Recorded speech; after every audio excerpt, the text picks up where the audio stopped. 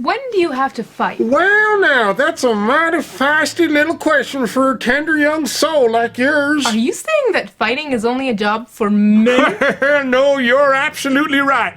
Pugnaciousness and polemics is part and parcel of the human condition, you might say. War is a serious matter. War is a matter most grave. One must be apprehensive lest one embark upon it without due reflection. Sun Tzu, Art of War, Chapter 1, Estimate. Well, what have we got here? Looks like I retired from the military just in time. So there's a time for war and a time for peace? Ecclesiastes 3:8, that's right. But you know, the hardest thing about reflecting on the right time of war is that it's not always up to you. Of course, there are also times when the enemy calls for war, but the right response is to walk away. Sun Tzu? Exodus. Book of Exodus? Chapter 14. 14. The Lord will do battle for you. Looks like I'm graduating from Hebrew school just in time. Well, there ain't nothing a good book don't cover, even the art of war. In their exit journey from Egypt to Mount Sinai, the Israelites confronted the great army of Pharaoh. And Moses told them, the Lord will do battle for you. You just be quiet. Beg your pardon? That's how the verse ends. The Lord will do battle for you, and you just be quiet. Oh, I see, right.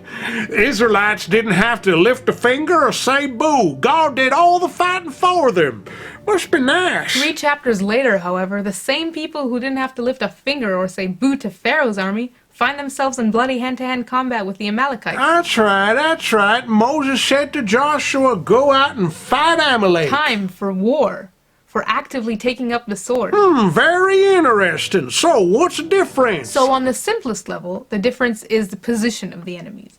Pharaoh's armies were behind the Israelites, Amalek in front. Well now, but that may be just a strategic difference. In some cases, yes, but not in this case, because here, the destination is what matters. Destination? You mean Mount Sinai? Where Mount Sinai means... The reception of the Holy Pentateuch, the Torah. The fact that Pharaoh's armies were behind them meant that they weren't blocking the way to Sinai, to the Torah. Whereas in the case of the Amalekites, they were blocking the way? And I suppose that blocking the way here is not just a matter of a physical barrier. When Moshe comes to reflect on the war later on in his life in Deuteronomy, he says to the people, you must remember what Amalek did to you on the way when you came out of Egypt. How he, Amalek, chanced upon you on your way and cut off the stragglers at the rear. This word chanced, in Hebrew karcha, is interpreted in the Midrash in terms of its root, kal, which means cold. What does coldness have to do with... The Midrash is saying that Amalek wanted to cool down the Israelites. Well, in my experience, Jews are a warm folk. They were hot,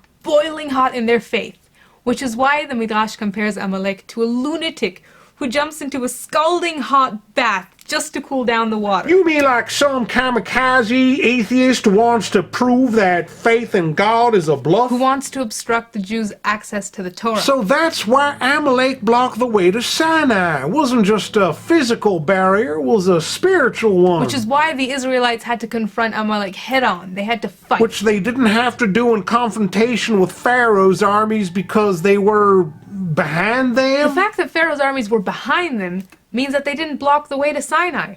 Pharaoh just wanted them back as slaves. Just as slaves, huh? Well, they actually wanted to go back to Egypt. Come again? I know, it's weird, but they missed the food in Egypt. Miss the grub? What's that about? Like food addiction? They were deeply sunken in consumerism, materialism. Oh, I see. And Pharaoh must have been more than happy to feed their addiction on condition that they be his slaves. And for that, they didn't need to fight Pharaoh. They needed to fight their own addiction, which is something that God would help them with. Right. Pharaoh had no interest in borrowing their way to Sinai. That's why they could just walk away with God's help. So long as the enemy of Israel simply wants to make their lives miserable without targeting their passion for God and Torah, it's better for Jacob to leave the sword to Esau, the natural-born warrior and hunter. But when an enemy takes aim at Israel's passion for God, that's when Jacob takes up the sword of Esau. And they can't rely on God to fight their fight for them, precisely because they need to show their passion for God, their passion for God. Their passion for Torah. Their passion for Torah. Their passionate readiness to fight for the Torah. Tooth and nail. No holds barred, tooth And nail. I guess that's what they call the wars of the Lord. Well, too bad I'm a retired soldier.